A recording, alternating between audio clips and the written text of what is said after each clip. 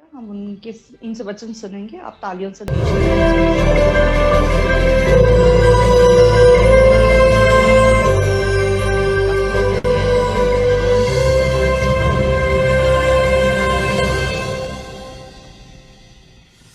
여러분 안녕하십니까? Hello, everyone. सभी को जय मसीह की। तो दोबारा से हम ये बहुमूल्य बाइबल सभा कर पा रहे हैं, मेरे मन में बहुत धन्यवादी मन है। तो मान लीजिए अगर आप परमेश्वर होते तो आप हमें क्या बोलना चाहते? आप सबको नहीं पता? तो परमेश्वर हमें बहुत सी बातें बताना चाहता है और अपना मन हमारे मनों तक पहुंचाना चाहता है। तो परमेश्वर ने जब पृथ्वी और आकाश की सृष्टि की, उसके बाद मनुष्य को बनाया और मनुष्य को बनाने के बाद परमेश्वर ने निरंतर मनुष्य को अपना मन बताया। तो आज भी परमेश्वर काम कर रहा है कि आपका मन परमेश्वर के मन के साथ एक हो सके। तो वही बात मैं आपसे बताना चाहूंगा। हम बाइबल से वचन पढ़ेंगे। यूहन्ना 11:31 से पढ़ेंगे।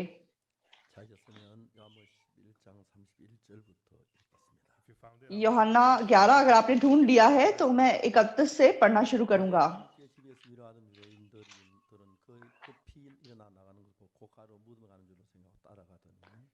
तब जो यहूदी उसके साथ घर में थे और उसे शांति दे रहे थे, ये देखकर कि मरियम तुरंत उठ के बाहर गई है, ये समझे कि वे कब्र पर रोने को जाती है, तो उसके पीछे हो लिए।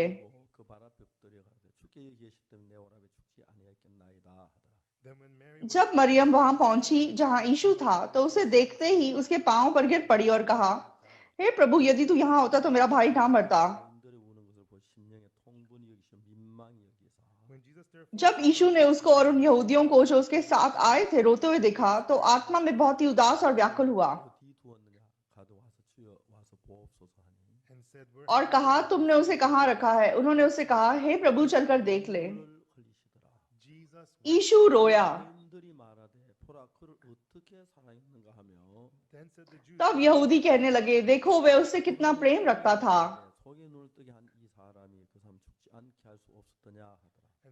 परंतु उनमें से कुछ ने कहा, क्या ये जिसने अंधे की आंखें खोली और ये भी ना कर सका कि ये मनुष्य ना मरता?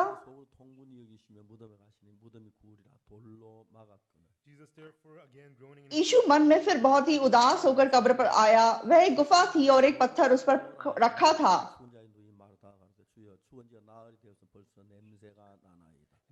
यीशु ने कहा, पत्थर हटाओ। उस मरे हुए की बहन मार्था उससे कहने लगी, हे प्रभु, उसमें से अब तो दुर्गंध आती है, क्योंकि उसे मरे 4 दिन हो चुके हैं। यीशु ने उससे कहा, क्या मैंने तुझसे नहीं कहा था कि यदि तू विश्वास करेगी तो परमेश्वर की महिमा को देखेगी? तब उन्होंने उस पत्थर को हटाया। यीशु ने आंखें उठाकर कहा, हे पिता, मैं तेरा धन्यवाद करता हूं कि तूने मेरी सुन ली है।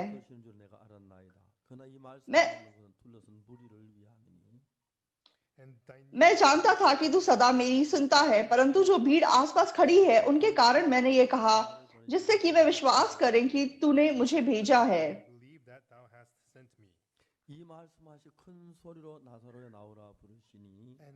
यह कहकर उसने बड़े शब्द से पुकारा, हे लाजर, निकल आ।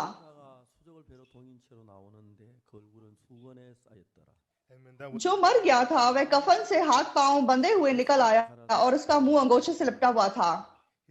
यीशु ने उनसे कहा, उसे खोल दो और जाने दो। यहां तक पढ़ा।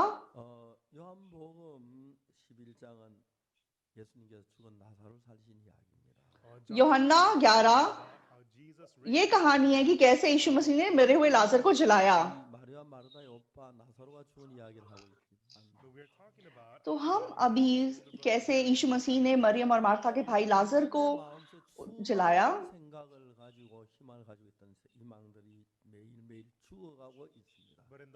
तो मनुष्य के मन में जो आशा, जो उम्मीदें वो रखते हैं, रोज रोज वो आशा उम्मीदें मरती हैं। तो लोग जो अपने बिजनेस से आशा रखे हुए थे,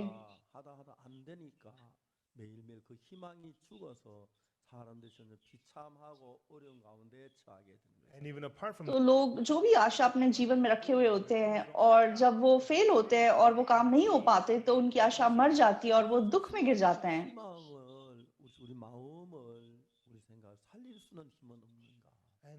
लेकिन क्या हमारे पास ताकत नहीं है कि हम उस मरी हुई आशा को अपने मन में पुनर्जीवित कर सकें? यीशु मसीह 2000 साल पहले इस दुनिया में आए, तो वो पहले से परमेश्वर थे। तो हम मनुष्य के नजदीक आने के लिए, हम मनुष्य को अनुग्रह देने के लिए, हमें मदद करने के लिए यीशु मसीह मनुष्य की देह को पहनकर इस दुनिया में आए। तो बाहरी रूप से जब हम यीशु को देखते तो बिल्कुल हमारी तरह उसके पास आंखें हैं, नाक है, कान है, तो उसके पास भी हाथ है, पाँव है, बिल्कुल हमारे समान है। लेकिन वो परमेश्वर है, उसके पास वो ताकत है जो हमारे पास नहीं हो सकती थी। उसके पास उसमें वो ताकत थी जो दुनिया को बदल सकती थी। तो वो हमें पकड़ता है और हमें जहां लेके जाना चाहता है वहां अगुवाई करता है। लेकिन क्योंकि हम अपने तरीकों से जीने के आदी हैं,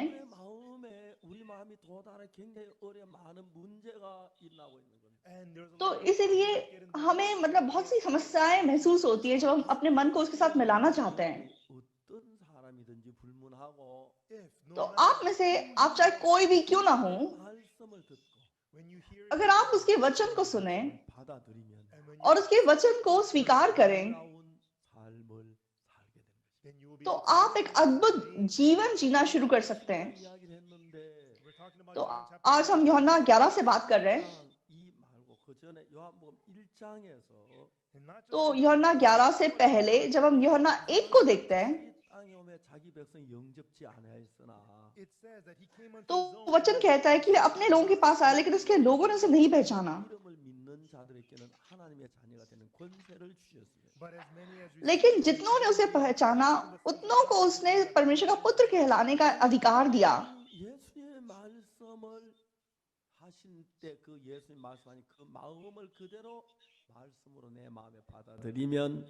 तो मान लीजिए जब यीशु मसीह अपना वचन बताता है और आप उस वचन को जो कहते हो अपने मन में स्वीकार करते हैं,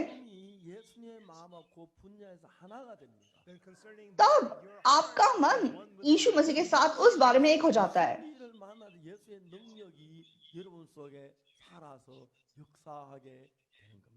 तो उस मामले में आप किसी भी बात का सामना करें, परमेश्वर का ताकत आपके साथ होगा और आपके लिए काम करेगा। तो हम क्यों यीशु मसीह में विश्वास करते हैं? यीशु मसीह ने बहुत बुद्धिमानी से भरे हुए वचन हमें दिए, वो अच्छी बात है। उसने हमें प्यार किया, वो भी अच्छी बात है। लेकिन जरूरी बात है कि उसके पास वो ताकत है जो हमारे पास नहीं है। और जब वो ताकत हम अपने मन में स्वीकार कर लेते हैं,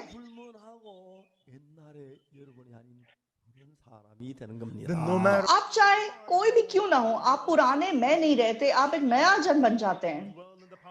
आप परमेश्वर की ताकत में रह सकते हैं, आप उसके प्यार में रह सकते हैं। तो हमारे अंदर बहुत पाप है, तो हमारे अंदर बहुत पाप है मतलब हमारे अंदर धार्मिकता नहीं है। तो परमेश्वर के पास एक महान धार्मिकता है। अगर आप उस धार्मिकता को स्वीकार करते हैं तो आप एक धर्मी जन बन जाते हैं। तो आपके पास कोई बीमारी है, आपके पास उस बीमारी से जीतने की ताकत नहीं है, लेकिन आपके पास यीशु मसीह की ताकत है। अगर आप उसके वचनों को अपने मन में स्वीकार करेंगे,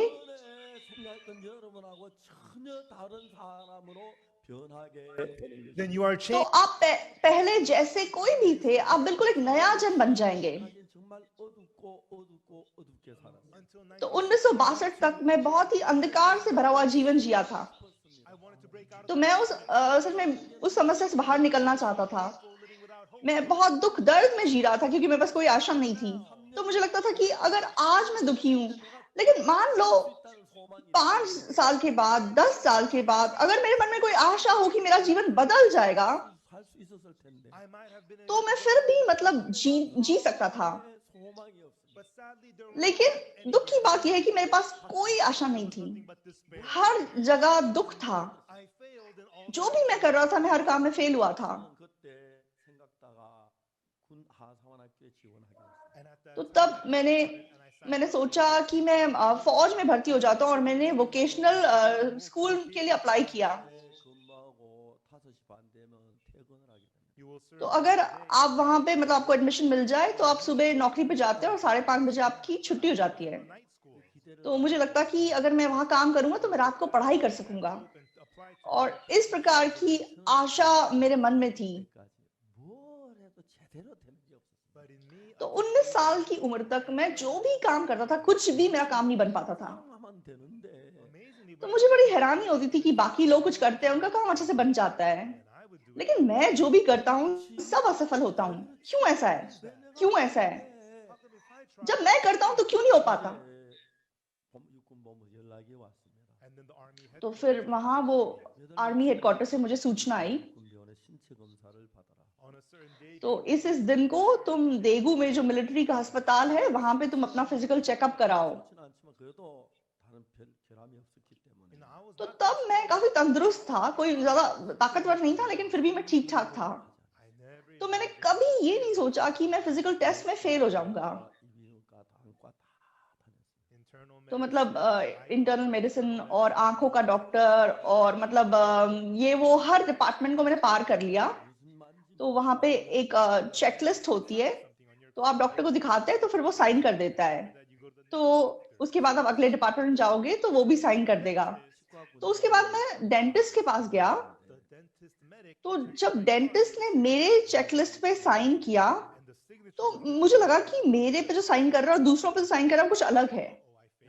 तो मुझे तब पता चला कि शायद मैं फेल हो गया। तो मैंने अपने दोस्त को बोला, तेरे दांत दिखा। तो उसके दांत बिल्कुल ठीक थे, लेकिन मेरे दांत मतलब सामने का दांत हल्का सा टूटा हुआ था। तो मुझे लगा शायद उसकी वजह से उसने मुझे डिस्क्वालीफाई कर दिया। तो मैं उस डेंटिस्ट के पास गया, मैंने कहा डॉक्टर साहब मेरी थोड़ी मदद कर दो।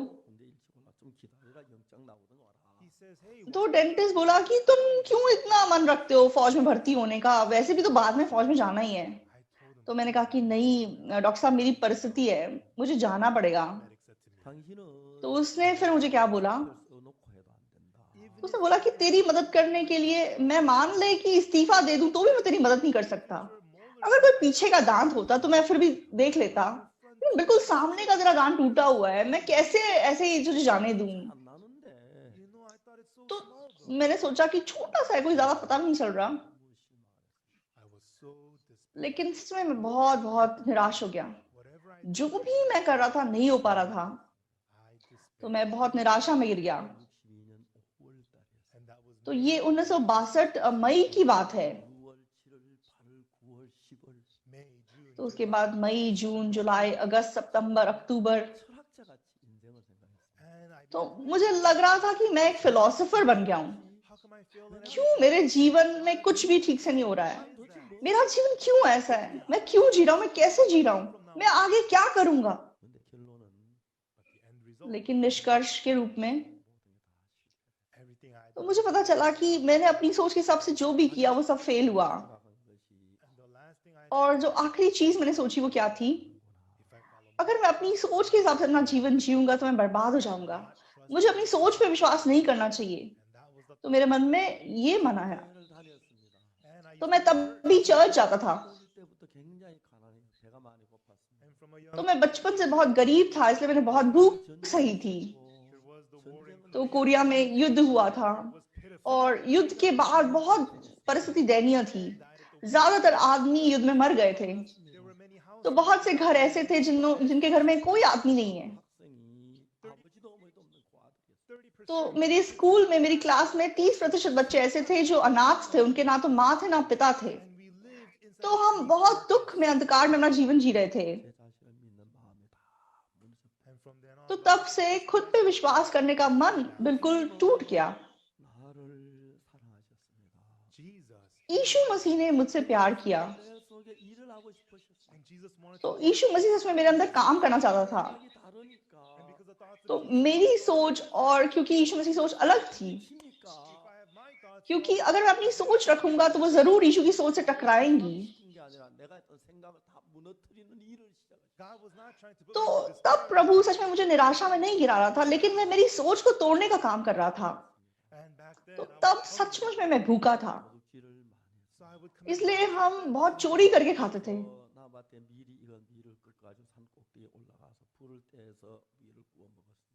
तो हम दोस्तों के साथ किसी के गेहूं के खेत में जाते थे, गेहूं तोड़ते थे और फिर उस पहाड़ पे जाके भून के खा लेते थे। तो शायद वो मतलब चोरी की थी, इसलिए बहुत स्वाद होती थी। तो बहुत मतलब लालच था हमें वो काम करने का। तो मैं किसी के खेत से सेब चुरा लेता और फिर मैं चर्च आता और माफी मांगता, और ऐसे मैं अपना जीवन जी रहा था। तो चाहे मैं बाइबल को पढ़ रहा था, लेकिन आप ऐसे अंधे के रूप में बाइबल में विश्वास नहीं कर सकते। ये इसका क्या मतलब बनता है, ऐसा कैसे हो सकता है? तो बाइबल में ऐसा लिखा है, लेकिन ऐसा कैसे हो सकता है, मेरे साथ ऐसा कैसे हो सकता है? लेकिन जब मैं खुद टूट के बिखर गया, तो मेरे अंदर एक अद्भुत सी घटना घटने लगी। तो उससे पहले जब मैं बातों को सुनता था जो मेरे मन से मेल खाती थी, उसी को मैं स्वीकार करता था, लेकिन जब मेरे मन से मेल नहीं खाती थी तो मैं नहीं स्वीकार करता था। लेकिन अब मुझे पता चल गया कि मैं कितना गलत इंसान हूँ। तो मैं सही और गलत ना देख के सब कुछ स्वीकार करने लगा। तो आज मैं आप लोगों को क्या बताना चाहता हूँ, तो मान लो आज तक जो भी आपने सोच रखी, अगर आप उसे खाली कर दें, तो जब हम क्रिसमस कंटाटा करते हैं, तो मैंने एक प्ले को देखा। तो एक दादा और दादी वो सड़क पे चल रहे होते हैं, वो एक दूसरे से बात करते हैं। सुनो, आज हम चिकन सूप खाने चलते हैं जो तुम्हें बहुत पसंद है। तो पति ऐसा बोलता है, तो पत्नी क्या बोलती है? नहीं, सुनो, आपको जो स्टेक पसंद है वो खाना चलते हैं। Chicken soup, steak, chicken soup, steak. तो वो दोनों लड़ाई करते हैं।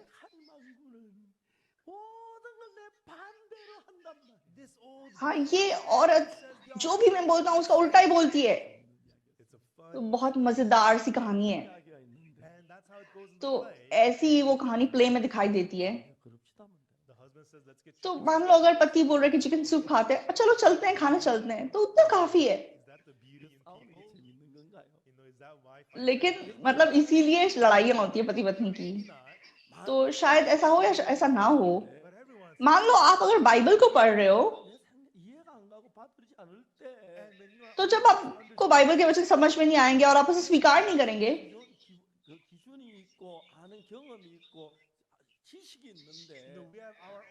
तो हमारे खुद के स्तर होते हैं, हमारे खुद की अनुभव होती है, हमारे खुद का ज्ञान होता है, और हम अंधे के रूप में सब कुछ स्वीकार नहीं कर सकते।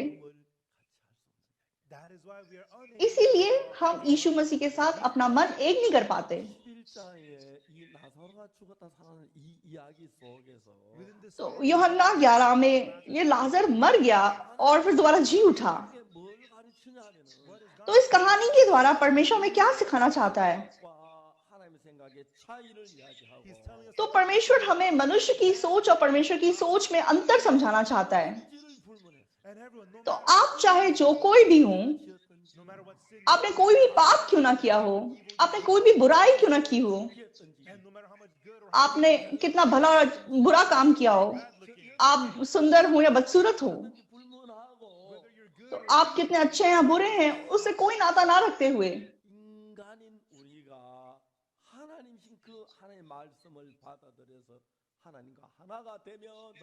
तो मान लो हम मनुष्य परमेश्वर के वचन को स्वीकार करें और परमेश्वर के साथ एक मन हो जाएं, तब हम मन से परमेश्वर के साथ एक हो सकेंगे। तो पुराने जमाने में ये माइक होते थे। तो ये माइक चाहे मतलब तार नहीं है, लेकिन फिर भी आवाज निकाल सकते हैं। तो ये कैसे ऐसे बन सके?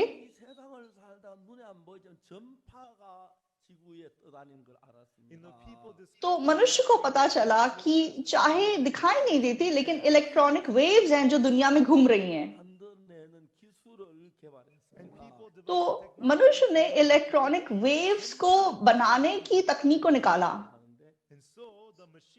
और जो मशीन इलेक्ट्रॉनिक वेव्स बनाती है उसको ऑसिलेटर बोलते हैं। तो ये इलेक्ट्रॉनिक वेव्स को कैसे बनाते हैं कि क्रिस्टल को बहुत पतला काट देते हैं और उसके 2 कोने में पिन लगा देते हैं और उससे बिजली को बहने देते हैं, उससे इलेक्ट्रॉनिक वेव्स उत्पन्न होती हैं। तो इलेक्ट्रॉनिक वेव्स बिल्कुल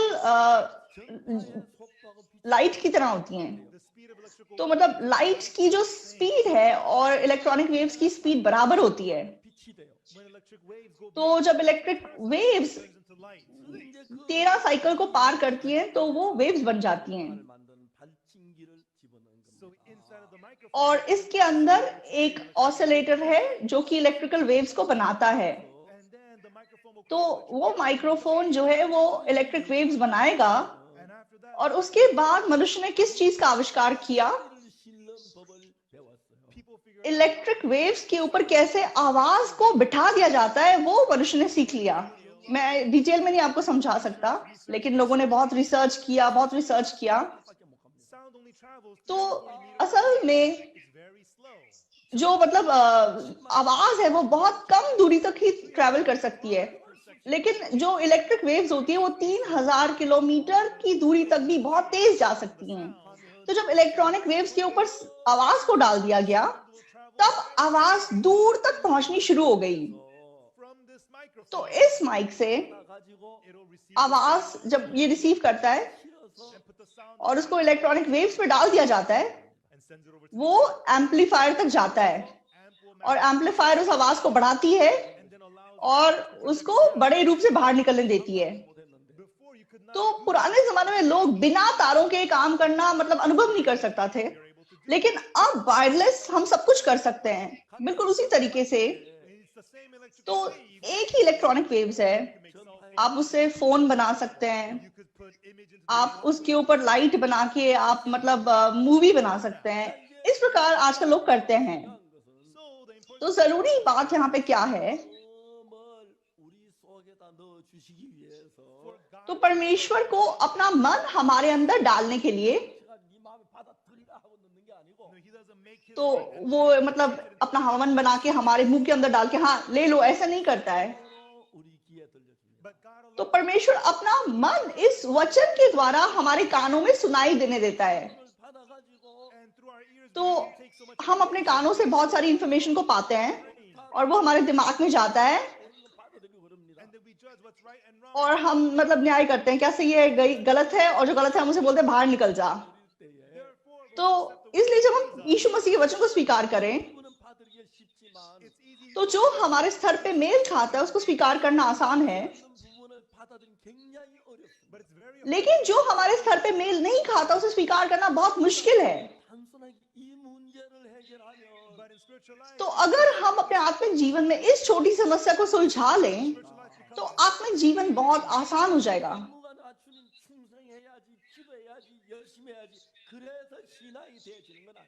हाँ, मुझे प्रार्थना करना पड़ेगा, मुझे विश्वास करना पड़ेगा, ऐसे आत्मिक जीवन नहीं जिया जा सकता। तो आप जो कोई भी हो, अब अगर आप यीशु मसीह के वचन को स्वीकार करें, उस पर विश्वास करने का मतलब क्या है? इसका मतलब है अपने मन में उसे स्वीकार करना, और विश्वास करने का मतलब है उस वचन के साथ अपने मन को एक करना। तो मान लो मैं एक लड़की को मिलता हूँ,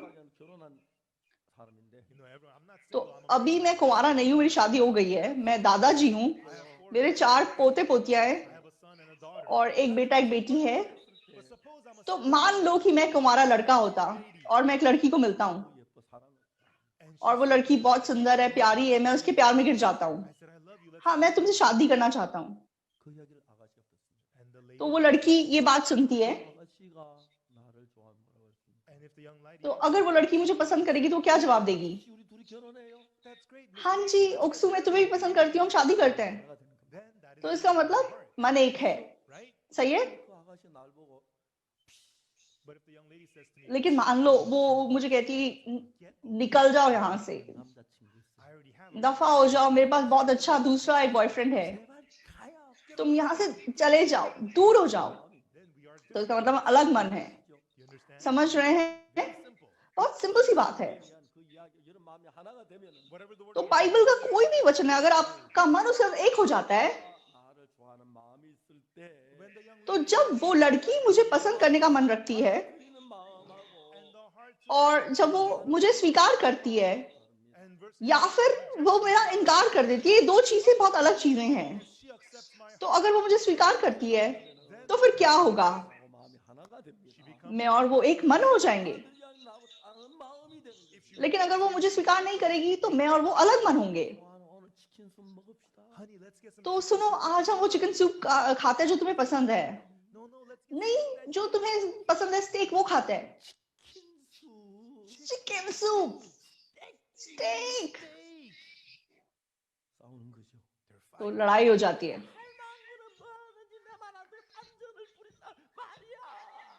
हाँ, ये बुढ़िया कभी भी मेरी बात नहीं सुनती, हमेशा अलग बातें बोलती है, मैं थक गया हूँ। तो हमारे क्रिसमस कंटाटा में ऐसा एक प्ले है, तो वो कहानी है कि कैसे दादा दादी का मन अलग है। हाँ चलो, आज हम चिकन सूप खाते जो आपको पसंद है, लेकिन तुमको तो स्टेक पसंद है। लेकिन चलो कोई बात नहीं, आज चिकन सूप खाते हैं और अगली बार हम स्टेक खाएंगे, तो कितना अच्छा होगा। नहीं, चिकन सूप, स्टेक, तो फिर नहीं हो पाएगा। तो एक दूसरे का मन बेचैनी में रहेगा। तो बाइबल में हमने क्या सीखा है? तो हम मन की दुनिया को सीख रहे हैं। तो जब आप लोग इस बाइबल को पढ़ते हैं, तो हाँ, ये एक जरूरी बात है कि कैसे यीशु मसीह ने लाजर को जो मरा हुआ था उसे जिंदा कर दिया। हाँ, ये बाइबल हमें ये सच्चाई बता रही है। लेकिन बाइबल साफ रूप से हमारे मन के भाव के बारे में बात कर रही है। तो यहाँ पे अगर हम इस मन की दुनिया को सीख लें, तो 1962 मई में, तो तब तक मेरे 1 2 3 कुछ योजनाएं थी, लेकिन 1 2 3 4 सब फेल हुए। और अंत में मैं वोकेशनल स्कूल जाना चाहता था, लेकिन वो आखिरी आशा भी मेरी टूट गई। सब कुछ फेल हो गया। तब मुझे पता चला कि मैं खुद पे विश्वास नहीं कर सकता। मैं हर चीज में फेल हुआ हूँ। मुझे पहले नहीं पता था, लेकिन परमेश्वर मुझे इस्तेमाल करना चाहता था, इसलिए उसने मेरी सारी योजनाओं को फेल होने दिया। और मैंने बहुत चोरी की थी। मैं किसी के खेत से सेब तोड़ता था, चुरा लेता था, और मैं माफी मांगता था कि प्रभु मैंने ऐसा पाप कर दिया। लेकिन उस जमाने में बहुत भूखे थे, सचमुच में ऐसे थे। लेकिन जैसे मैंने बाइबल को देखना शुरू किया, पहले मैं सिर्फ जो मेरे मन से मेल खाता था वही स्वीकार करता था, लेकिन जो मुझे समझ में नहीं आता था मैं उसे स्वीकार नहीं करता था। लेकिन यूहन्ना 11 में लाजर मर गया। तो ये मरियम और मार्था और उसकी 2 बहनों की कहानी है। तो ये मरियम और मार्था की कहानी आप में से एक की कहानी है। आप लोगों के मन का चित्र साफ रूप से बनाया गया है। तो शुरुआत में मरियम और मार्था और लाजर साथ साथ रहते थे। तो इनके माँ बाप नहीं थे, इसलिए ये मुश्किलों में अपना जीवन बिता रहे थे। यीशु मसीह लाजर, मार्था, मरियम तीनों को बहुत प्यार करते थे। इसलिए जब इनका भाई बीमार हो गया, मरियम और मार्था ने यीशु मसीह को बुलाया।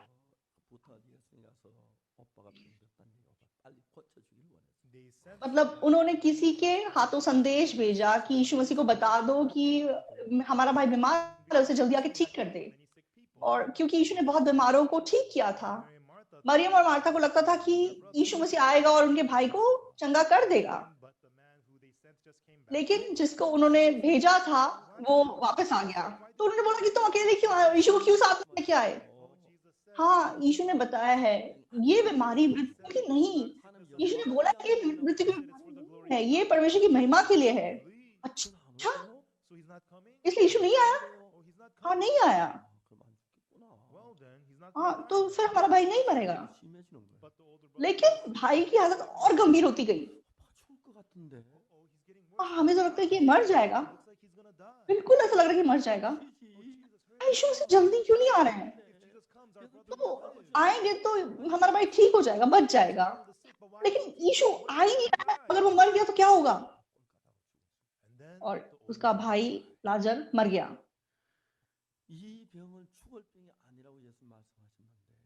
तो यीशु मसीह ने उत्तर दिया कि ये बीमारी मृत्यु की नहीं। इसलिए मरियम और मार्था सोचते थे कि हमारा भाई नहीं मरेगा। लेकिन जब अचानक से उनका भाई मर गया तो वो बहुत दुख में गिर गए। यीशु मसीह तुम क्यों नहीं आए? आगे उनको ठीक करना चाहिए था। इसलिए उनका मन बहुत दुखी था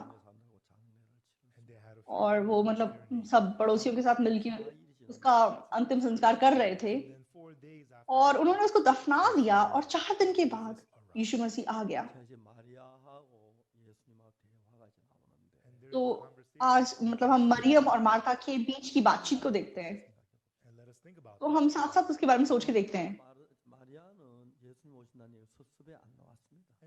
तो मरियम जब उसने सुना कि यीशु आया है तो वो इतनी निराश थी कि वो उसे मिलने भी नहीं गई। यीशु, अब हमारा भाई मर गया, अब आने का क्या मतलब बनता है? जल्दी आना चाहिए था, उसे ठीक करना चाहिए था। अब वो मर गया, अब क्या फायदा आने का? वो बहुत निराश थी, तो इसलिए वो मिलने नहीं गई। तो मार्था क्योंकि बड़ी दीदी थी, उसने सोचा कि चलो मैं जाके मिल के आती हूँ, और वह यीशु को जाके मिलती है। मार्था ने यीशु से क्या कहा? हे प्रभु, यदि तू यहाँ होता तो मेरा भाई कदापि ना मरता। तो यीशु मसीह ने क्या जवाब दिया? तेरा भाई फिर जी उठेगा। तो वो नहीं समझ सकी। तो यीशु मसीह परमेश्वर है। अगर वो बोल रहा है कि तेरा भाई जी उठेगा तो विश्वास करना चाहिए कि वो जी उठेगा। लेकिन ये उस बात को स्वीकार नहीं कर पाई। तो ये मनुष्य का मन है। तो आप जब बाइबल को पढ़ते हैं, वचन को देखते हैं, तो कुछ शब्दों को आप स्वीकार करते हैं लेकिन कुछ को आप नहीं करते, क्योंकि आप परमेश्वर नहीं है, क्योंकि आप इंसान हैं। आप बिल्कुल ऐसे हैं। लेकिन जो सबसे महान काम मनुष्य कर सकता है वो क्या है? वो ना हमें मतलब वो बहुत पैसे देना या बहुत अच्छे काम करना नहीं है, बहुत प्रार्थना करना भी नहीं है। वो यीशु मसीह के साथ एक मन होना है। तो मान लो अगर आपका मन यीशु मसीह के साथ एक हो जाए और आपका मन यीशु के मन तक बह सके और यीशु का मन आपके मन तक बह के आ सके, और जब यीशु का मन आपके अंदर आएगा तो वो आपकी अगुवाई करेगा, तो आप बिल्कुल एक अद्भुत अलग दुनिया में अपना जीवन जी सकेंगे। तो यीशु मसीह आपसे कोई मांग नहीं रखता कि आप ये करो या वो करो। तो चाहे आपको यीशु का शब्द समझ में ना आए, यीशु चाहता है कि आप उस वचन को स्वीकार करो। यीशु ने कहा कि तेरा भाई फिर जी उठेगा। ये यीशु के शब्द हैं, तो फिर वो जरूर जी उठेगा। लेकिन मार्था और मरियम की सोच अलग थी। वो मर गया है, कैसे जी उठ सकता है? ऐसा नहीं हो सकता, ऐसा नहीं हो सकता। वो आखिरी दिन पुनरुत्थान के दिन जी उठेगा। तो हम लोग जब यूहन्ना 11 को देखते हैं, तो मतलब मार्था और यीशु बात कर रहे थे और एकदम से मरियम आ गई। मरियम ने भी वही बात की कि ये हे प्रभु, यदि तू होता तो मेरा भाई ना मरता। तो आप इस वचन को देखिए, वचन में क्या लिखा हुआ है?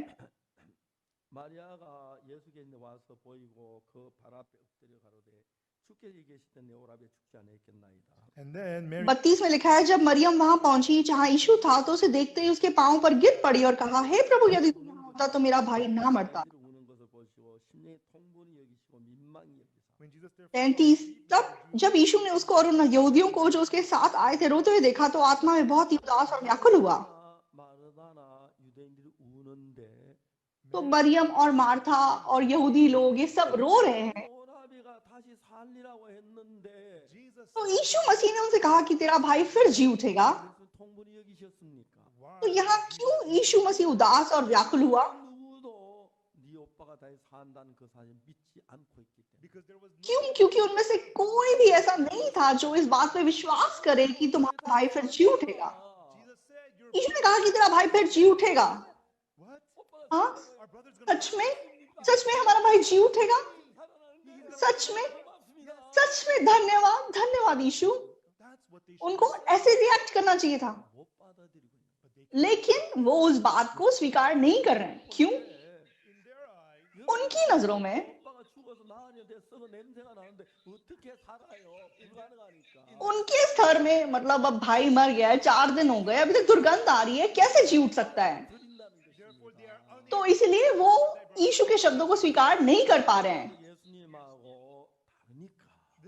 क्योंकि आप लोग और यीशु मसीह अलग हैं। इसीलिए आप एक मन नहीं हो पाते।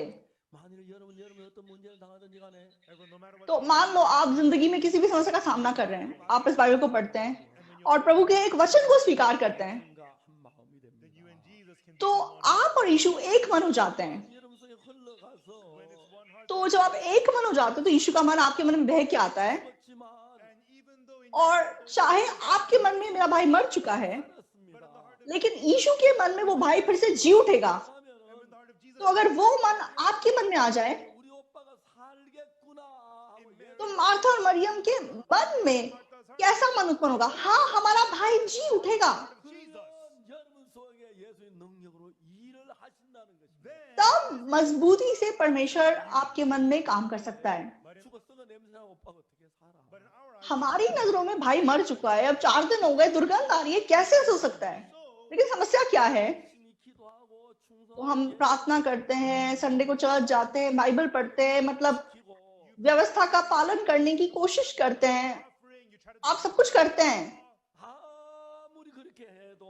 लेकिन आप कितना भी ऐसा करने की कोशिश कर लें, अगर आप यीशु के वचन को विश्वास अपने मन में स्वीकार नहीं करते, इसका मतलब आप यीशु को विश्वास नहीं करते। तो हर इंसान जो उसकी सोच से मेल खाता है उतना वो स्वीकार करता है, लेकिन जो उसकी सोच से मेल नहीं खाता उसे स्वीकार नहीं करता। तो बाइबल हमें यही बता रही है। तो बाइबल में जब हम उस मन की दुनिया का आविष्कार करते हैं, तो मैंने 1962 अक्टूबर में मुझे पता चला कि मैंने आज तक जिंदगी में कुछ भी किया वो सब बर्बाद हुआ। मुझे पता चला कि मैं इंसान ही गलत हूँ, और मुझे पता चला कि मैं अपने आप पर विश्वास नहीं कर सकता। मैंने अपनी सोच के हिसाब से सब कुछ किया, लेकिन तब से मैंने यीशु का वचन स्वीकार करना शुरू किया, और तब से यीशु के वचन के द्वारा मेरा जीवन बदलने लगा, और ये बहुत जरूरी बात थी। यीशु मसीह ने कहा कि तेरा भाई फिर जी उठेगा। तो मरियम और मार्था ने उस वचन पे विश्वास नहीं किया, क्योंकि उनकी सोच यीशु की सोच अलग थी। यहूदियों ने भी विश्वास नहीं किया। तो हम आगे को और थोड़ा पढ़ते हैं।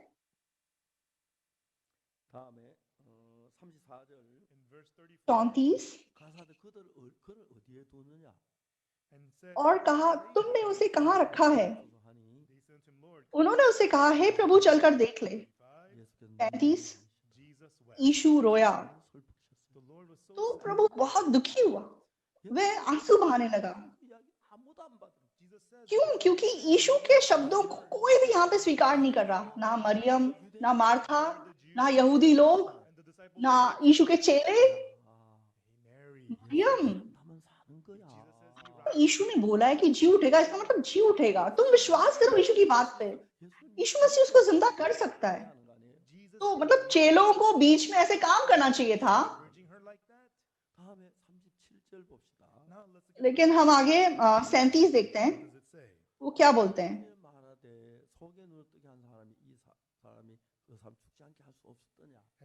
परंतु उनमें से कुछ ने कहा, क्या ये जिसने अंधे की आंखें खोली ये भी ना कर सका कि ये मनुष्य ना मरता?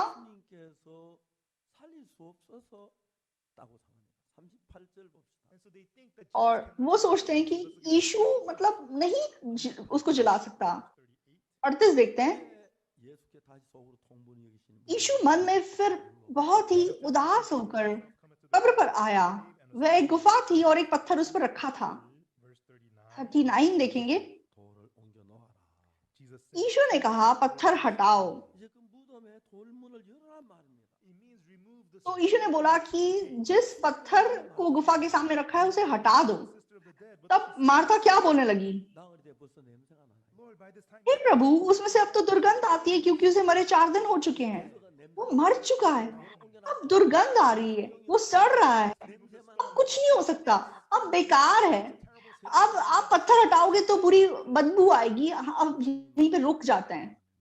तो यीशु और मार्था का मन अलग है।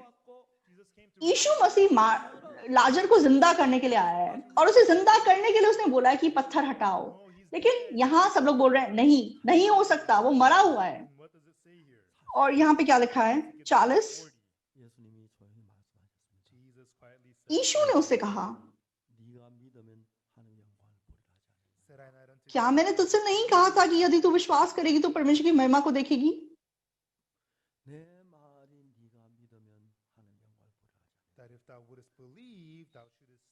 क्या मैंने तुझसे नहीं कहा था कि यदि तू विश्वास करेगी तो परमेश्वर की महिमा देखेगी? आप यहाँ पे क्या हुआ?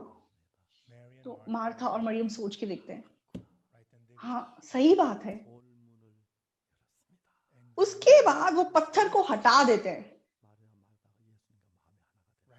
तो तब मरियम और मार्था का मन यीशु मसीह के साथ एक होता है। 41,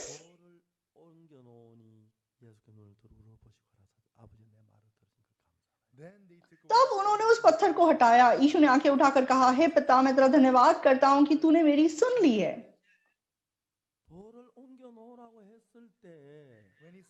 तो जब यीशु ने बोला कि पत्थर हटाओ, पहले उनका मन यीशु के मन से अलग था।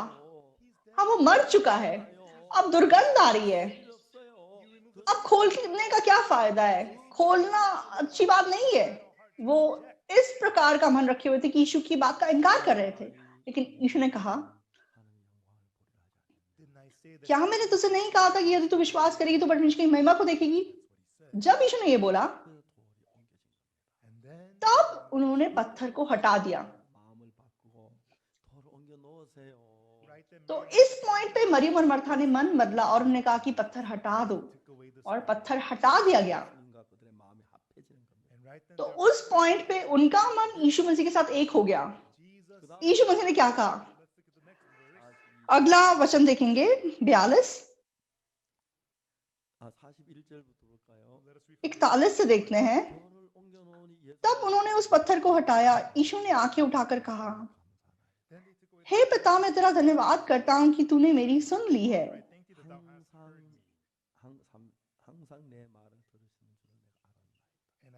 42, मैं जानता था कि तू सदा मेरी सुनता है, परंतु जो भीड़ आसपास खड़ी है उनके कारण मैंने ये कहा, जिससे कि वे विश्वास करें कि तूने मुझे भेजा है। तो परमेश्वर और यीशु मसीह एक मन है, क्योंकि परमेश्वर और यीशु का मन एक है। इसलिए परमेश्वर हमेशा यीशु के वचन को सुनता है। जिस प्रकार परमेश्वर यीशु का मन एक है, तो अगर मरियम का मन और यीशु का मन एक हो जाएगा, तो यीशु की ताकत मरियम और मार्था में काम कर सकेगी। तो यूहन्ना 11 में लाजर मर गया था, लेकिन यीशु मसीह ने कहा कि लाजर जिंदा है। लेकिन बहनों ने कहा कि नहीं, वो नहीं जी उठेगा। तो जब वो यीशु के वचन को स्वीकार नहीं कर रहे थे, तो यीशु मसीह दुखी हुए और यीशु मसीह रोए। और ना केवल मरियम और मार्था, यहूदी भी ऐसे ही थे। तो इसलिए यीशु इतना दुखी हुआ, यीशु रो उठा। क्यों? क्योंकि कोई भी उसके मन को स्वीकार नहीं कर रहा था, वे सब यीशु का इनकार कर रहे थे। लेकिन यीशु ने फिर से कहा, क्या मैंने तुझसे नहीं कहा था कि यदि तू विश्वास करेगी तो परमेश्वर की महिमा को देखेगी? तो तब मरियम और मार्था ने अपना मन फिराया और उन्होंने यीशु के साथ अपना मन एक किया और उन्होंने पत्थर हटा दिया। तो यहाँ मरियम और मार्था यीशु मसीह के साथ एक हो गए और परमेश्वर और यीशु के बीच में जो रिश्ता है, ताकत का रिश्ता है। यीशु ने प्रार्थना की, हे प्रभु, मैं धन्यवाद देता हूँ कि तू मेरी आवाज को हमेशा सुनता है। मैं जानता हूँ कि तू सदा मेरी सुनता है, परंतु जो भीड़ आसपास खड़ी है उनके कारण मैंने ये कहा, जिससे कि वे विश्वास करें कि तूने मुझे भेजा है। तो बहुत लोग आज तक यीशु मसीह पे विश्वास न करके अपनी सोच पे विश्वास करते हैं। उसके बाद यीशु मसीह क्या कहते हैं? ये कहकर उसने बड़े शब्द से पुकारा, हे लाजर निकल आ। और 44,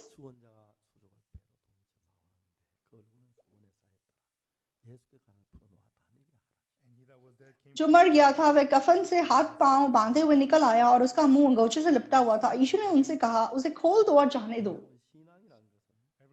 तो दोस्तों, आत्मिक जीवन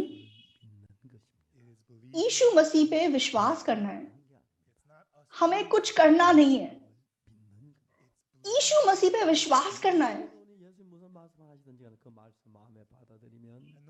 तो अगर यीशु मसीह आपसे कोई भी वचन कहता है, अगर आप उसको स्वीकार करते हैं, तो आपका मन और यीशु मसीह का मन एक हो जाता है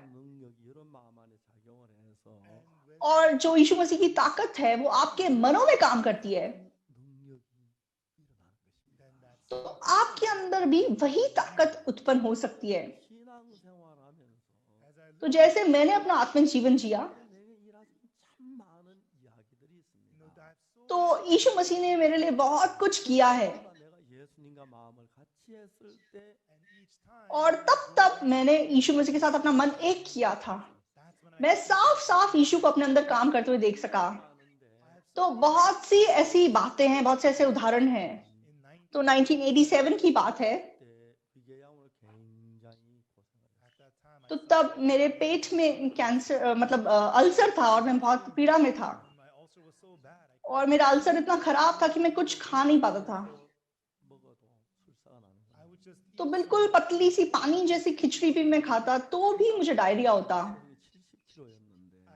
तो उससे पहले मैं 70 किलोग्राम मेरा वजन था, लेकिन 3 महीनों के अंदर 7 किलो मेरा वजन घट गया।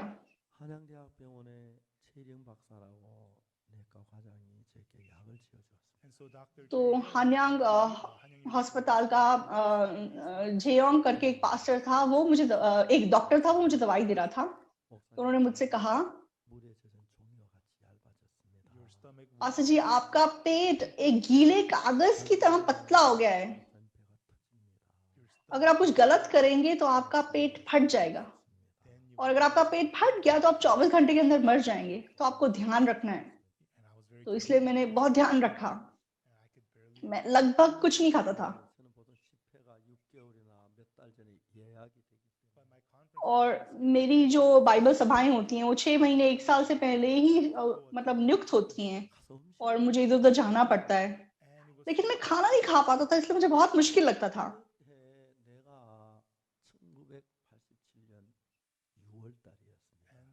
लेकिन ये 1987 जून की बात है और मेरे ज्यादातर प्रोग्राम गर्मियों में होते हैं।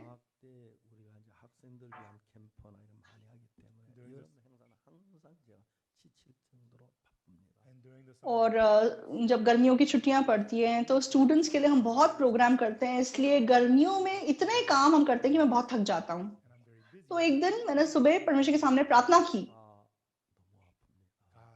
प्रभु, मेरा पेट में बहुत दर्द है,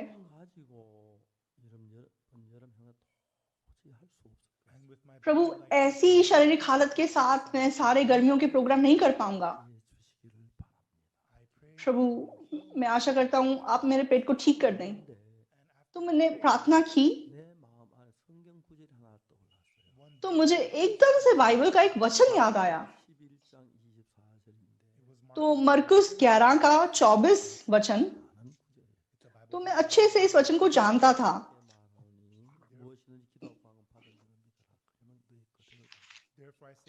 तो मैं तुमसे सच सच कहता हूँ, जो कुछ तुम प्रार्थना करके मांगो तो प्रतिति कर लो कि तुम्हें मिल गया और तुम्हारे लिए हो जाएगा। प्रार्थना करो तो प्रार्थना करके खत्म मत कर दो। तो वचन कहता है कि प्रार्थना करके प्रतिति कर लो कि तुम्हें मिल गया है, परमेश्वर ने तुम्हारी प्रार्थना सुन ली है। प्रभु मेरा पेट दर्द हो रहा है, मेरे पेट को आप ठीक कर दो, मैंने प्रार्थना की है। लेकिन अगर मेरी प्रार्थना का जवाब परमेश्वर ने दे दिया है, इसका मतलब क्या हुआ कि मेरा पेट ठीक हो गया है। तो ठीक होने के बाद विश्वास करना कोई भी कर सकता है, लेकिन वचन कहता है कि तुम्हारे विश्वास के हिसाब से मैं काम करूंगा। इसलिए तुम प्रार्थना करने के बाद प्रतिज्ञा कर लो कि तुम्हें मिल गया है, तो वैसा ही हो जाएगा। तो बहुत आसान है। हाँ, मुझे क्या करना है, मुझे सिर्फ प्रार्थना करना है और मुझे विश्वास करना है कि मैं ठीक हो गया हूँ। और बाइबल के हिसाब से मैंने दोबारा प्रार्थना की, प्रभु मेरे पेट को ठीक कर दो। इस पेट के साथ मैं गर्मियों के सारे प्रोग्राम नहीं कर पाऊंगा, प्रभु मैं आपसे प्रार्थना कर रहा हूँ। और फिर मैंने विश्वास किया कि मेरा पेट ठीक हो गया है। मैंने कहा प्रभु धन्यवाद, मेरा पेट ठीक हो गया है। लेकिन यहाँ पे प्रॉब्लम हुई। सुबह मतलब नाश्ता करने का टाइम आया, तो जब मेरा पेट दर्द हो रहा था, तो 3 महीने के दौरान तो मेरी पत्नी बिल्कुल मतलब पतली सी खिचड़ी बनाती थी और बहुत मतलब थोड़ा बहुत खाने की चीजें मुझे देती थी। तो जब भी मैं खाना खाने जाता था, मुझे गुस्सा चढ़ता था, क्योंकि बाकी सब लोग अच्छी तरह अच्छी चीजें खा रहे हैं और मुझे मतलब वो पतली सी खिचड़ी दे दी खाने के लिए। लेकिन वो खा के भी मुझे दस्त हो जाते थे। तो डॉक्टर ने मुझे बोला था कि 1 चम्मच आप 100 बार चबाओ और फिर खाओ। तो 20 बार चबाने के बाद कुछ बचता नहीं है मुंह में, लेकिन फिर भी मुझे डायरिया होता था। लेकिन जब मैंने सोचा कि मुझे विश्वास करना है कि मेरा पेट ठीक हो गया है, तो मुझे मतलब किमची खाना बहुत पसंद है। तो किमची मतलब उसका स्वाद बहुत मजबूत होता है किसी भी चीज से ज्यादा। तो वो मतलब जिनके पेट में समस्या है उनके लिए बहुत खतरनाक खाना है। तो मतलब मैं पतली सी खिचड़ी खाता था तो भी मुझे दस्त हो रहे थे। अगर मैं उस किमची को खा लूंगा तो मुझे लगा मैं मर जाऊंगा। लेकिन समस्या क्या है,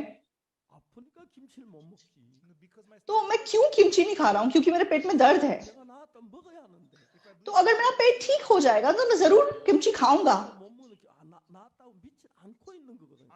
तो मैं अगर किमची नहीं खा रहा हूँ, इसलिए मैं, इसका मतलब ये हुआ कि मैं विश्वास नहीं कर रहा हूँ कि मेरा पेट ठीक हुआ है। तो मैंने सोचा कि अगर मैं विश्वास से किमची खाऊं तो क्या मैं जिंदा रहूंगा या मैं मर जाऊंगा। तो बड़ी मजेदार सी बात है। तो पास्टर होने के नाते भी मैं वचन पे विश्वास नहीं कर रहा था। तो अगर मैं वचन पे विश्वास करूंगा कि जो मैंने परमेश्वर प्रार्थना में मांगा है वो प्रति कर लिया है, तो मुझे मिल गया है, तो मैं किमची खा सकता हूँ। लेकिन मैं डर रहा था, डॉक्टर की बात याद आ रही थी। तो आपका पेट एक कपड़े की मतलब पतले कागज की तरह, गीले कागज की तरह है, और अगर आप कुछ गलत खाएंगे वो पेट फट जाएगा और 24 घंटे के अंदर मर जाएंगे। अगर मैं विश्वास करूं कि मेरा पेट ठीक हो गया है, तो प्रभु कहता है कि जैसा तू विश्वास करेगा वैसा तेरे लिए हो जाएगा, तो फिर मैं किमची खा सकता हूं। तो मैं क्यों चिंता कर रहा हूं, क्यों? क्योंकि मैं परमेश्वर के वचन पे विश्वास नहीं कर रहा हूं। तो सही बात है, ठीक है, मैं विश्वास करूंगा, मेरा पेट ठीक हो गया है। और मैं सुबह नाश्ता करने गया, तो उस दिन कुछ मेहमान आए हुए थे। मेरी पति ने बहुत सारा खाना बनाया था और एक कोने में मेरे लिए थोड़ी सी खिचड़ी रखी हुई थी। मैंने उस खिचड़ी को एक तरफ किया और एक कटोरी चावल लिए और खाना शुरू किया। किमची भी खाई और देंजांग और जो भी मिर्ची वाली चीजें सब खा ली मैंने। मेरी पत्नी हैरान हो गई, क्या कर रहे हो आप, क्या कर रहे हो? मैंने कहा चिंता मत करो, मेरा पेट ठीक हो गया है। तो उसने कुछ नहीं बोला, वो चली गई। तो मैं बहुत जल्दी खाता हूँ। तो कभी कभी मैं वीआईपी लोगों के साथ खाना खाता हूँ। मुझे सबसे मुश्किल क्या लगता है कि धीरे धीरे कैसे खाया जाए। तो यीशु मसीह को मिलने के बाद, पापों की क्षमा पाने के बाद, तो मुझे बाइबल पढ़नी थी। इसलिए अपना टाइम बचाने के लिए तो मैंने टाइम से लड़ाई की। मुझे नहीं पता आप मुझे मेरे विश्वास करें या नहीं, शादी करने से पहले तक मैं 2 मिनट लगाता था खाना खाने में, हमेशा ऐसा था। और मैं अपने हाथों से बाइबल तभी नीचे रखता था जब मैं नहाता था। तो जब मैं सड़क पे चलता था तो मैं बाइबल को पढ़ते पढ़ते वर्सेस को मेमोराइज करते हुए चलता था। और मतलब सच में अपनी नींद को कम करने के लिए मैंने बहुत किताबें पढ़ी और अपनी नींद को बहुत कम किया। तो मतलब नए नियम और पुराने नियम पूरे को पढ़ने के लिए 60 घंटे लगते हैं। तो कभी कभी मैं पूरा 1 हफ्ता कुछ ना करता, सिर्फ पूरा दिन बैठ के बाइबल पढ़ता। तो ऐसा करके मैंने 10 बार, 20 बार, 30 बार बाइबल को पढ़ा। और तब से बाइबल का एक आकार जैसे मेरे मन में बैठना शुरू हुआ। तब मुझे पता चला कि हमें क्या करना है, हमें सिर्फ इस वचन पे विश्वास करना है। तो वचन में बता रहा है कि जो भी आप प्रार्थना में मांगोगे, प्रतीति कर लो कि तुम्हें मिल गया है, तो तुम्हारे लिए हो जाएगा। तो मुझे क्या करना है, सिर्फ विश्वास करना है। तो मैंने उस दिन चावल, किमची सब कुछ खा लिया और अपना चम्मच नीचे रखा, और बाकी लोग अभी आधा खाना ही खत्म किए थे। मेरे पेट में इतना दर्द उठा, तो मैं उठ के बाथरूम जाए बिना नहीं रह सका। मैं बाथरूम गया, मैं माफी चाहता हूँ। तो एकदम से मुझे दस्त हुए और मेरा पेट, तो मेरी जो सोच है बहुत उलझ गई थी। तो तू किस विश्वास से ये सब खा रहा है, तेरा पेट फट जाएगा, तूने क्यों ऐसा किया। तो इस प्रकार की सोच मेरे अंदर उत्पन्न हो रही थी। और उसके बाद एक और सोच आई, ये परमेश्वर का वचन है। वचन कहता है कि मुझे सिर्फ विश्वास करना है, मेरा पेट ठीक हो गया है। तो फिर एक और सोच आई, तो अगर तेरा पेट ठीक हो गया तो दर्द क्यों हो रहा है, तुझे क्यों दस्त हो रहे हैं, तो ठीक हो गया है, कहाँ ठीक हुआ है, कहाँ ठीक हुआ है, ठीक नहीं हुआ है ना, ठीक नहीं हुआ है ना, ठीक नहीं हुआ है। तो मैंने विश्वास किया कि ठीक हो गया है। तो मैंने आज सुबह विश्वास किया कि ठीक हो गया है। तो ऐसे ही करके साइन बीत गया। तो मैंने सोच के देखा, मेरा पेट दर्द हो रहा है, लेकिन फिर भी मैंने विश्वास किया कि मैं ठीक हो गया। अगर ठीक हो गया तो पेट दर्द नहीं होना चाहिए। लेकिन तब मेरे मन में क्या आया, मैंने यीशु के बारे में सोचा। यीशु की नजरों में मेरा पेट ठीक हो गया है।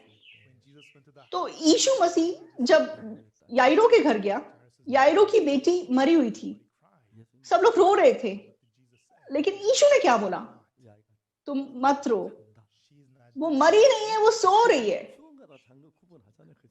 तो हम लोग मरे हुए इंसान और सोए हुए इंसान में अंतर पहचान सकते हैं ना।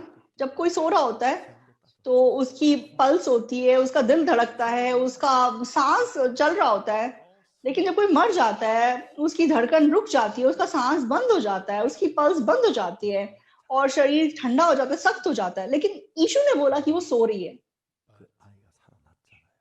लेकिन वो लड़की जी उठी, वो सो रही थी, ये सही बात थी। हमारी नजरों में वो मरी हुई थी, लेकिन यीशु मसीह की नजरों में वो जिंदा थी। सही बात है।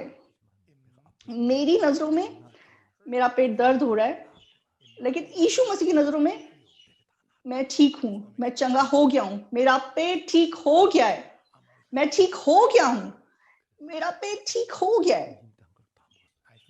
उसके बाद मैंने दोपहर को भी ऐसे ही खाना खाया, फिर से मुझे इतने दस्त हुए। और फिर रात को मुझे किसी ने खाने पे बुलाया था। तो मुझे बाहर खाना खाना पसंद नहीं है, तो शादी करने के बाद मैंने बहुत कम बाहर खाना खाया। लेकिन जब मैं कहीं सफर पे जाता हूँ तो अलग बात है। तो मुझे अपनी पत्नी का बनाया खाना बहुत पसंद है। तो मेरी पत्नी बहुत अच्छा खाना बनाती है, तो इसलिए मुझे वही खाना पसंद है जो मेरी पत्नी बनाती है। तो मुझे लगता है कि सब अपना जीवन जैसे जीते हैं ऐसे ही हो जाता है।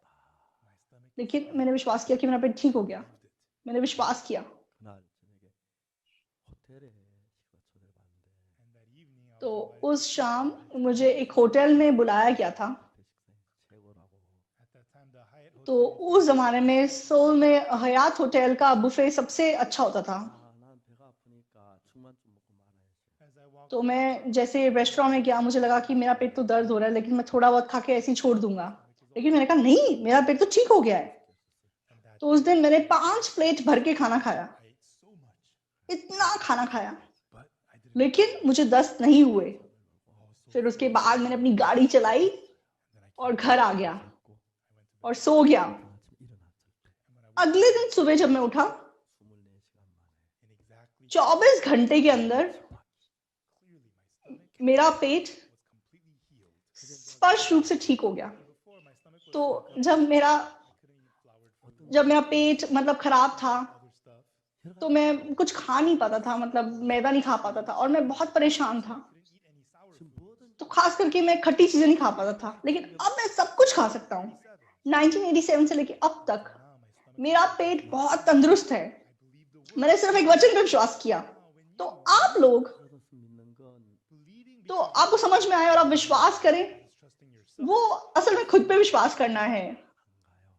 तो यीशु का वचन हमारी समझ के परे है, फिर भी क्योंकि परमेश्वर का वचन परमेश्वर का वचन है, हमें इस वचन पे विश्वास करना है।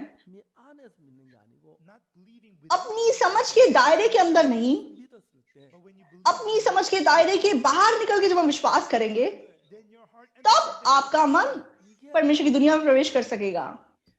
तो ये सच्चा आत्मिक जीवन है, ये परमेश्वर विश्वास करना है। तो अगर ऐसा हो जाए, तो हमारे जीवन में अद्भुत बदलाव उत्पन्न होगा। तो इसके द्वारा तो मैं बहुत लोगों से बात कर चुका हूं,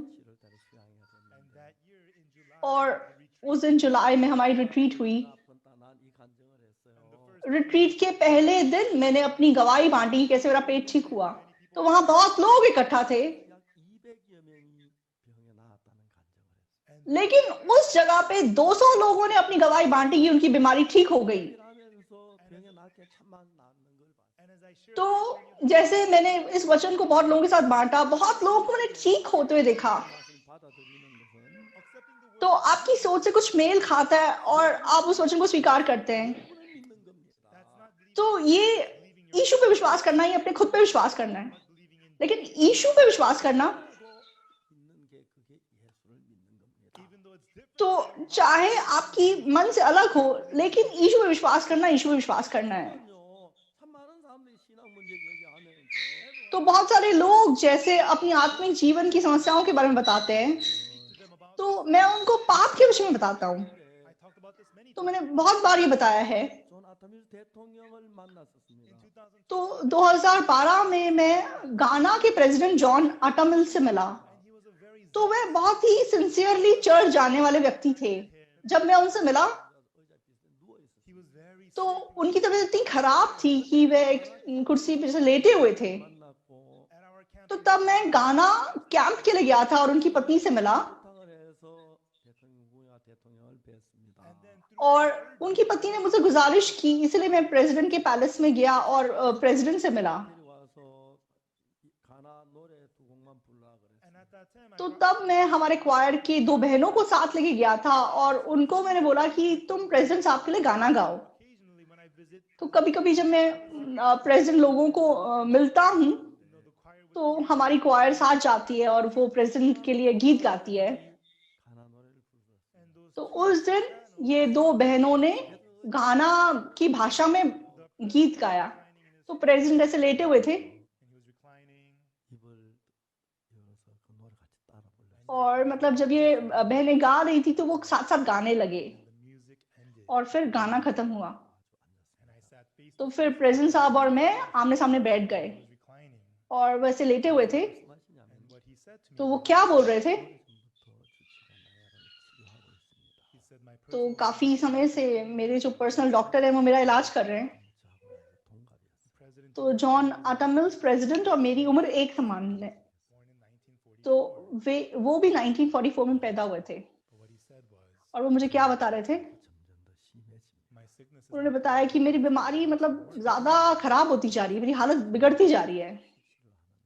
तो कुछ समय पहले मेरे डॉक्टर ने एक स्पेशलिस्ट को बुलाया और साथ साथ मेरा इलाज कर रहे हैं, लेकिन कोई मतलब मुझे फर्क नहीं पड़ रहा है। तो आज सुबह जब मैं उठा, मैंने क्या सोचा, मैंने सोचा कि शायद मैं 5 दिन और जिंदा नहीं बचूंगा। तो प्रेसिडेंट का मन मौत के सामने खड़ा हुआ था। और फिर उसने मुझे क्या कहा, तो लोग सोचते हैं कि मैं गाना का सबसे अच्छा विश्वासी प्रेसिडेंट हूं।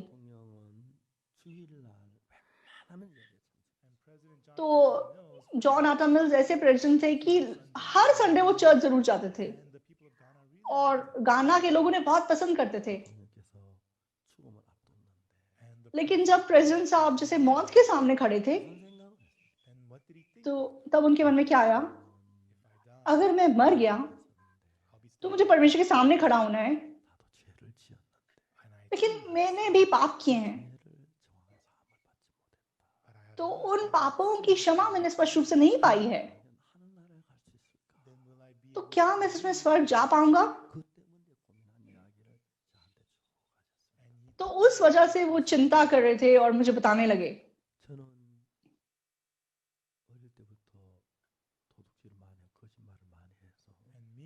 तो मैं जब से जवान था, मैंने बहुत चोरी की है और बहुत झूठ भी बोला था। तो मैंने अपने पाप की समस्या के बारे में गहराई से सोचा था। तो मैंने प्रेसिडेंट साहब को बताया, प्रेसिडेंट साहब, प्रेसिडेंट साहब, आपको कैसे पता चला कि आप पापी हैं? तो उन्होंने मुझे क्या जवाब दिया, तो मैंने बहुत पाप किए हैं, क्या इसलिए मैं पापी नहीं हूं? तो हाँ प्रेसिडेंट साहब, सही बात है, लेकिन ऐसा नहीं है। तो प्रेसिडेंट साहब हैरान हो गए। मैंने कहा, प्रेसिडेंट साहब,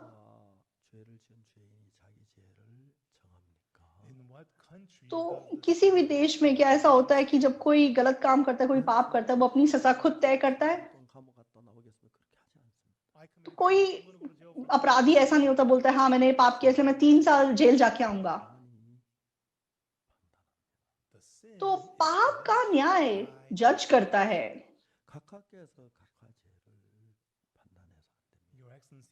तो प्रेसिडेंट साहब, आपको अपने पाप का न्याय खुद नहीं करना है। तो प्रेसिडेंट ने कहा, हाँ सही बात है, आप सही बोल रहे हो।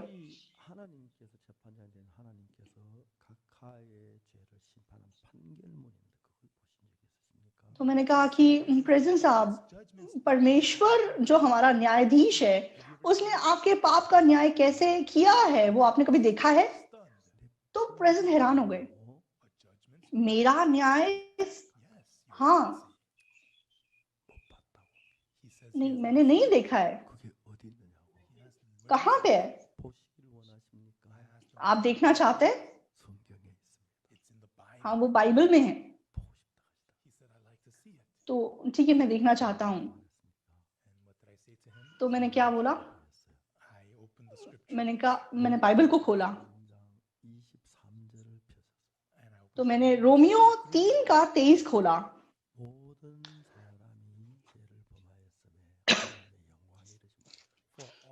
तो सबने पाप किया और सब उसकी महिमा से रहित हैं।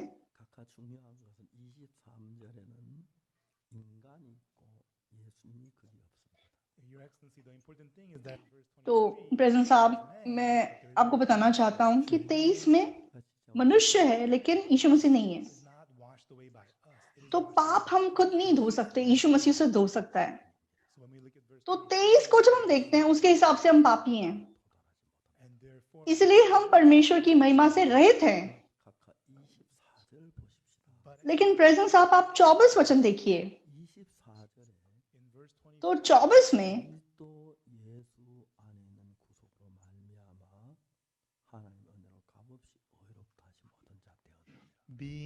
परंतु उसके अनुग्रह से उस छुटकारे के द्वारा जो मसीह यीशु में है, सैंत में धर्मी ठहराए जाते हैं। तो प्रेसिडेंट साहब, ये परमेश्वर का न्याय है जो आपके पाप के विषय में उसने सुनाया है। आपने पाप किया, लेकिन यीशु मसीह ने आपको सेंत में धर्मी ठहराया गया है। वो आपकी जगह क्रूस पे मर गया। आपके पापों की सजा आप उसको मिल गई, और आप अनुग्रह से सेंत में, चाहे आपने कुछ नहीं किया, परमेश्वर ने आपका न्याय कैसे किया है। परमेश्वर कहता है कि आप धर्मी हैं। जरूरी बात क्या है? आप सोचते हैं कि आप पापी हैं, लेकिन परमेश्वर आपको क्या बोल रहा है? परमेश्वर बोल रहा है कि आप धर्मी हैं। तो परमेश्वर आपको धर्मी बताता है, लेकिन आप सोचते हैं कि आप पापी हैं। तो ये परमेश्वर पे विश्वास करना नहीं है।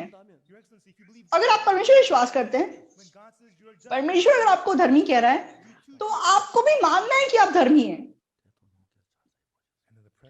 तो प्रेसिडेंट साहब ने ध्यान से वचन देखा। हाँ, सही बात है। परमेश्वर अगर मुझे धर्मी कह रहा है, तो मैं धर्मी हूं। मेरी सोच में चाहे मैं पापी हूं, तो मरियम और मार्था की नजरों में लाजर मर गया और अब दुर्गंध आ रही है, लेकिन यीशु अगर बोल रहा है कि वो जी उठेगा, तो वो जी उठेगा। तो मेरी नजरों में ऐसा लगता है कि वो नहीं जी सकता। मेरी नजरों में मैंने पाप किया है, मेरी नजरों में मैं पापी हूं, लेकिन परमेश्वर अगर मुझे धर्मी कह रहा है, तो इसका मतलब मेरे अंदर पाप नहीं है। तो मैं अपने आप को पापी कहता हूं, परमेश्वर मुझे धर्मी कहता है। तो मेरी बात सही है या परमेश्वर का वचन सही है? तो बहुत दुख की बात क्या है, बहुत सारे लोग वो बोलते हैं कि यीशु ने मुझे धर्मी ठहराया। तो परमेश्वर ने कहा कि हम धर्मी हैं, लेकिन फिर भी वो अपने आप को पापी बोलते हैं। क्यों? क्योंकि वो कहते हैं मैंने पाप किया है, मैंने पाप किया है, इसीलिए मैं पापी हूं।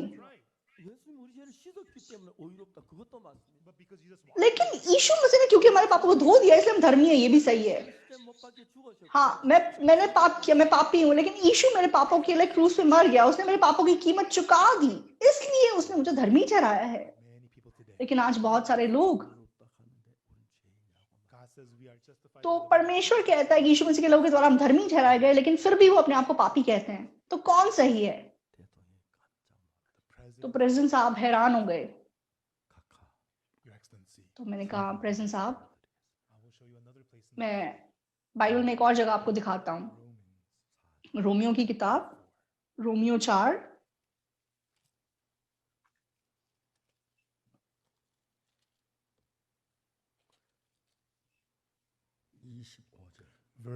रोमियो 4 का 25।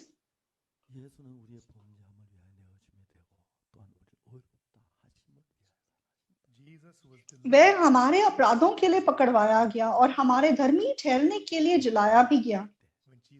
तो यीशु मसीह जब जी उठा, हमारे पाप तब धुल गए। तो मेरे हाथों के निशान देखो, कांटों के निशान मेरे सर पे देखो, भाले का निशान मेरे साइड पे देखो। ये तुम्हारे पापों की कीमत है। ये सबूत है कि मैंने तेरे पापों की कीमत चुका दी है और तू धर्मी है। प्रभु हमें ये बताता है। लेकिन बहुत से लोग अपनी खुद की सोच में वो अपने आप को पापी कहते हैं, लेकिन यीशु मसीह हमें धर्मी कहता है। ये दो चीजें अलग हैं। ऐसे लोगों के लिए परमेश्वर काम नहीं कर सकता। तो प्रेसिडेंट साहब बहुत हैरान हो गए। तो मैंने कहा प्रेसिडेंट साहब, एक बात आपको और बताना चाहता हूं। तो मैंने पहला कुरिन्थियों 6 पढ़ा, पहला कुरिन्थियों 6 का 10।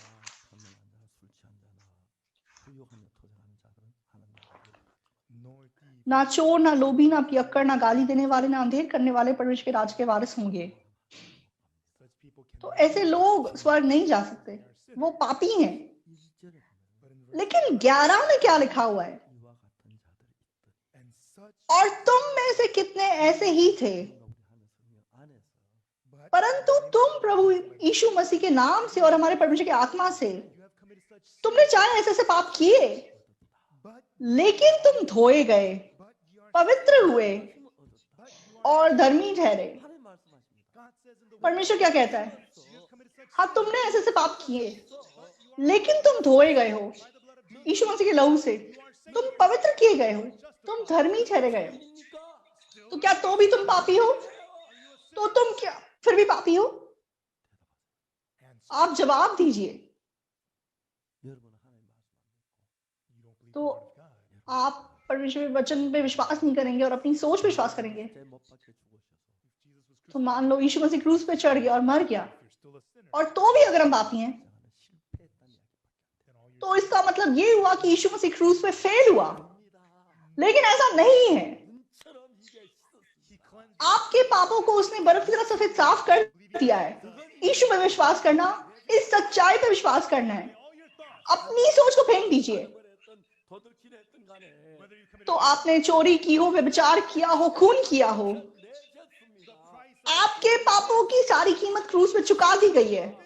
उसने क्रूस पे सब कुछ खत्म कर दिया। उसने हमें पवित्र कर दिया, उसने हमें धर्मी बना दिया।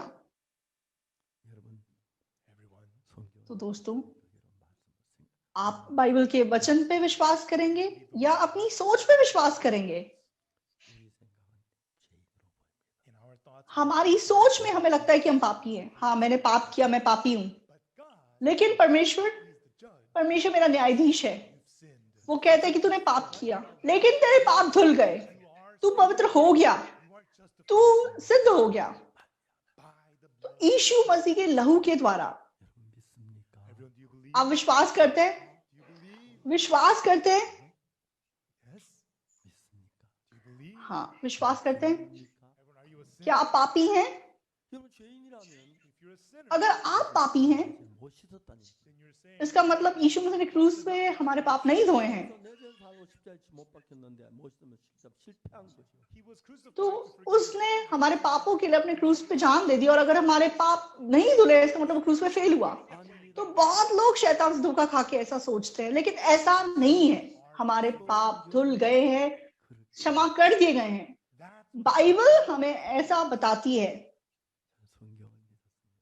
आप लोग बाइबल पे विश्वास कीजिए। तो तब से मेरा पेट तंदुरुस्त हो गया और मेरा वजन बहुत बढ़ गया, और अब मैं चिंता करता हूं कि मैं ज्यादा मोटा ना हो जाऊं। तो परमेश्वर ने, मैंने अपनी सोच से ज्यादा परमेश्वर के वादों पे विश्वास करना शुरू किया। तो अगर आप अपनी सोच से मेल खाने वचन पे विश्वास कर रहे हैं, तो आप खुद पे विश्वास करते हैं, परमेश्वर के वचन पे नहीं। आपकी सोच से मेल खाए या ना खाए, जब आप प्रभु के वचन को स्वीकार करते हैं, तो वो विश्वास है। तो आज बहुत से लोग बोलते हैं कि यीशु मसीह मेरे पापों के लिए क्रूस पे मर गया।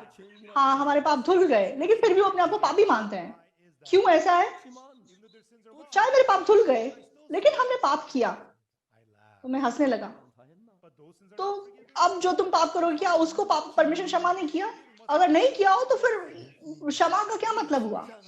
यीशु मसीह ने क्रूस के ऊपर हमारे सारे पाप उसने बर्फ की तरह सफेद साफ कर दिए। इसलिए उसने अपना लहू बहाया और वो जी उठा।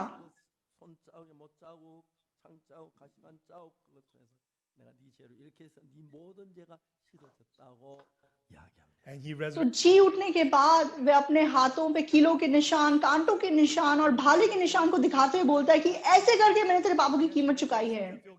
तो आप पाप करके अपने विवेक में चुभन महसूस कर सकते हैं, लेकिन आपको विश्वास करना है कि इस पाप की कीमत प्रभु ने चुका दी है।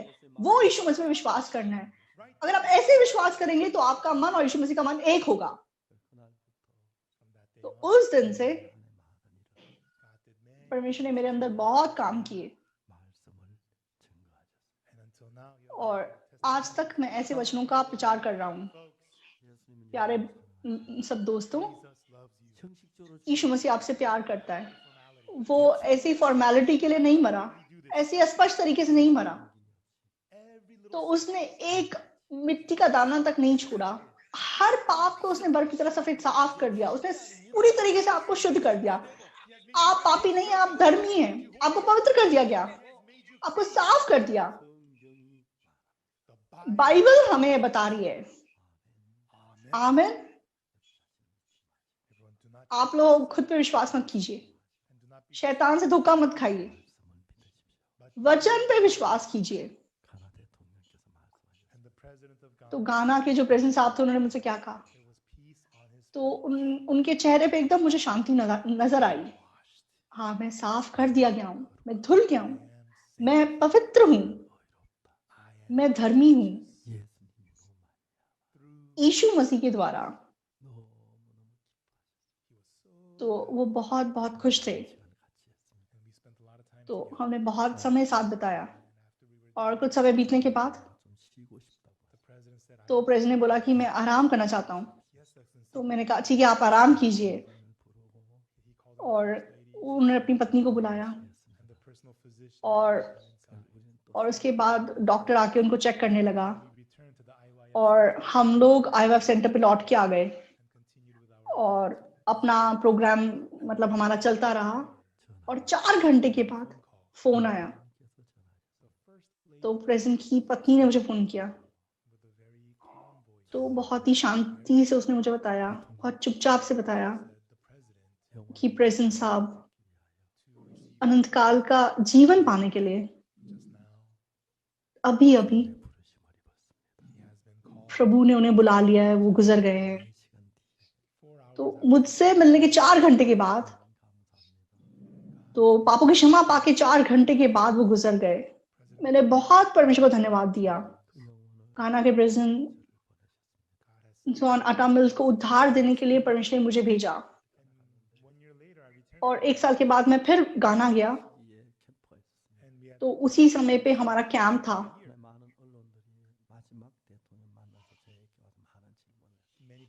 तो बहुत सारे लोग मीडिया से मेरे पास आए और उन्होंने पास्टर के साथ जो प्रेसिडेंट के साथ जो मेरी आखिरी मीटिंग थी उसके बारे में मुझसे कुछ सवाल पूछे। और मैं अपने मन से मेरे दोस्त जॉन अटा मिल्स प्रेसिडेंट को तो सच में जो सुसमाचार मैंने उनको प्रचार किया उन्होंने विश्वास किया और वे पापों से आजाद हो सके। तो आप लोगों के मन में परमेश्वर के वचन को सोच, जो भी सोच आप उसे फेंक दीजिए, आप वचन पर विश्वास कीजिए। तो यीशु मसीह हमारे पापों के लिए दुनिया में आया और वे क्रूस पर चढ़ा दिया गया।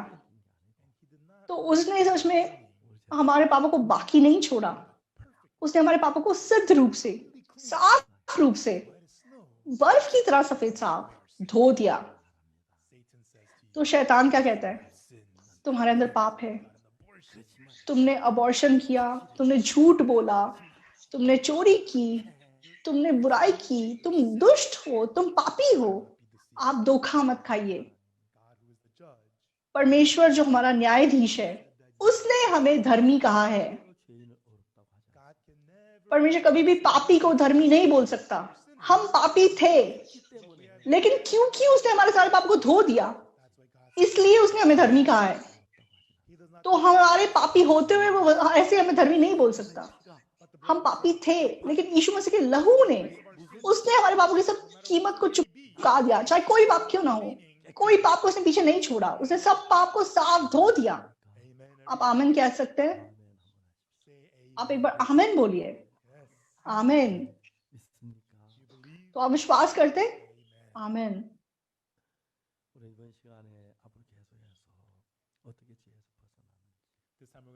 तो अब हम लगातार कैसे हम पाप से आजाद हो सकते हैं इस बारे में बात करेंगे। कैसे हम प्रभु की ओर नजदीक आ सकते हैं इस बारे में बात करेंगे।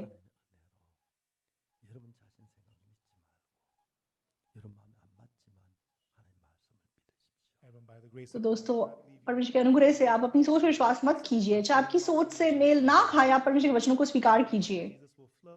तब यीशु मसीह का मन आपके मन में बह सकेगा। प्रभु की धार्मिकता आपकी धार्मिकता हो सकेगी। यीशु मसीह का प्यार आपका प्यार हो सकेगा। यीशु मसीह की बुद्धि आपकी बुद्धि हो सकेगी और आप बदल जाएंगे, आप नए हो जाएंगे। मैं भी पापों की क्षमा पाने के बाद तो मेरा जीवन बदलने लगा और मैं सच में प्रभु के प्रेम की गवाही बहुत लोगों को दे रहा हूँ। हम प्रार्थना करेंगे। पवित्र पिता परमेश्वर आपको धन्यवाद देते हैं प्रभु शैतान हमको धोखा देता है और हमें निरंतर पापी कहता है, लेकिन यीशु ने सिद्ध रूप से हमारे पाप को धो दिया। तो हम शैतान धोखा ना खाएं, तो हम उस वचन पे विश्वास करें जो हमें धर्मी बताता है। वचन हमें बताता है कि हम पवित्र हैं, हम धर्मी हैं, और प्रभु ये अनुग्रह हम सबों पे हो सके। प्रभु हम प्रभु के आत्मा से अगुवाई पाएं और एक आशीषित जीवन जिए। यीशु मसीह के नाम से प्रार्थना करते हैं, आमीन। धन्यवाद।